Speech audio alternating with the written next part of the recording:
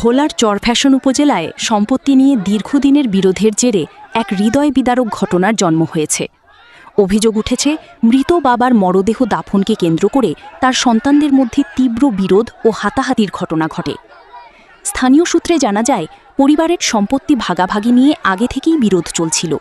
এরই মধ্যে পরিবারের কর্তা মৃত্যুবরণ করলে তার দাফনের প্রস্তুতি নেওয়া হয়। কিন্তু দাফন প্রক্রিয়া শুরুর আগেই কয়েকজন সন্তান আপত্তি জানালে পরিস্থিতি উত্তপ্ত হয়ে ওঠে।